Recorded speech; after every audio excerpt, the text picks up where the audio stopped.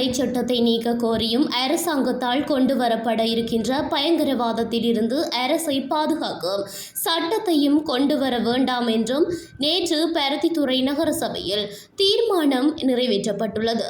பருத்தித்துறை நகரசபை அமர்வு தவிசாளர் வின்சென்ட் டி போல் டக்ளஸ் போல் தலைமையில் நேற்று பிற்பகல் 2:30 மணியளவில் 2 நிமிட அகவணக்கத்துடன் ஆரம்பமானது.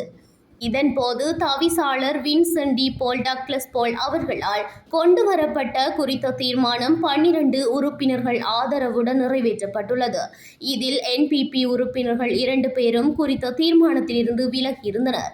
மொத்தம் 15 உறுப்பினர்களில் ஒரு உறுப்பினர் நேற்றைய அமர்வில் கலந்து கொள்ளவில்லை.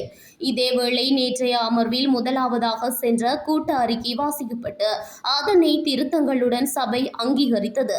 தொடர்ந்து குடத்தனை, வழிக்கண்டி, பருத்தித்துறை முனை, நடராசா அரங்கு உட்பட்ட பருத்தித்துறை நகர சபைக்கு சொந்தமான காணிகளை நில அளவீடு செய்து எல்லைப்படுத்துவது என்றும் சபை நடவடிக்கைக்கான நிதி அனுமதிகள், மலக்கழிவு உறிஞ்சுவதற்குரிய வாகனம் ஒன்றினை கொள்வனவு செய்வது என்றும் வாழைத்தண்டு உட்பட்ட கழிவுகளை துகளாக்கும் இயந்திர கொள்வனவு உட்பட பல்வேறு தீர்மானங்கள் நேற்றைய தினம் நிறைவேற்றப்பட்டுள்ளன.